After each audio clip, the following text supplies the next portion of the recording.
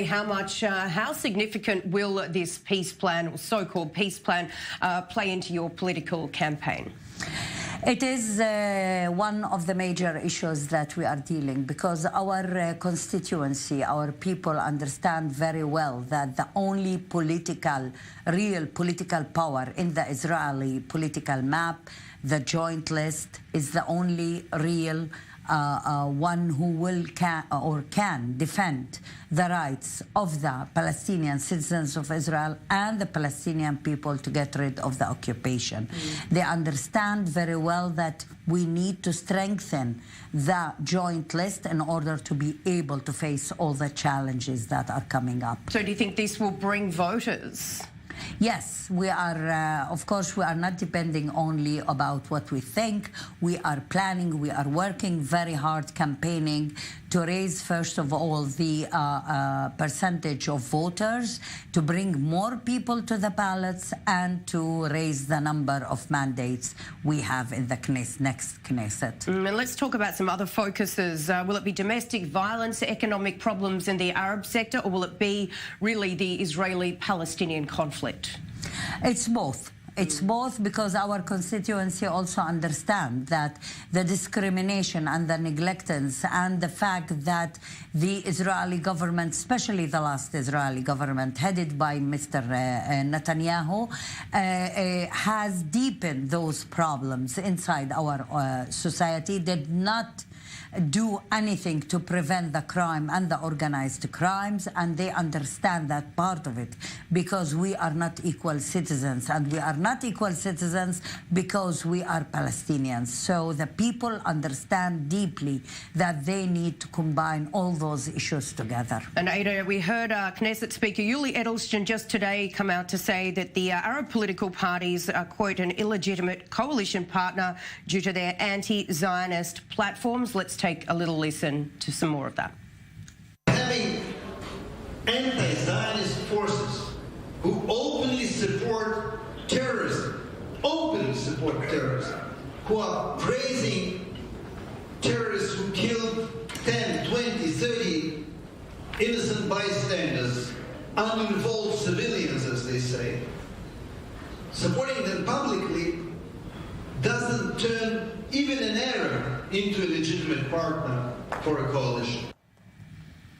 And Aida, tell me, what are your thoughts on what we just heard there from Edelstein? Well, my thoughts, I put them on Twitter today when I heard, and I was not shocked totally, because I expected something like this. Under his being Speaker of the House, we saw how undemocratic regulations were passed on in the Knesset, how laws that are against the international law of annexation and crawling annexation were made under his cadency. I think he doesn't have the right even to speak. As a former settler, as a current settler in the way he thinks, he doesn't have the moral base to speak about terrorism. We are called by him supporters of terrorism. In my opinion, those who support occupation, oppressing of another people, and annexation, those should be asking themselves who is supporting terror. He is supporting terror. Let's talk a bit more about Blue and White leader Benny Gantz, who's come out to say that you won't be a part of his coalition. Do you, though, plan to cooperate from the opposition if he does, in fact, win? Well, he can say things that are taken for granted. We did not apply to be a part of his coalition, and we are not going to be part of his coalition. This is, I'm announcing here, not him announcing that. And we have been always working very hard in the Knesset with anybody in the Knesset, even in the government, who is willing to support the best interest of the Palestinian citizens of Israel, the best interest of values of democracy and equality and social justice, and we will continue to do this. It's up to him to decide if he have the courage to cooperate with anybody, or if he want to continue to try to look as much as he can like Likud bait so that he win the election. So despite these comments, there are reports surfacing that you guys are cooperating behind the scenes with the Blue and White Party. Tell me, is this true, and are there any negotiations going on with any other parties? Well, even when all the media was talking after the last election about negotiations and about cooperation, I'm telling you here very officially, there were no negotiations with Blue and White. There will not be any negotiation with anybody who is supporting annexation and supporting ending the Palestinian case. That's for sure. What about other left-wing parties? Left wing? Is there any except the joint list?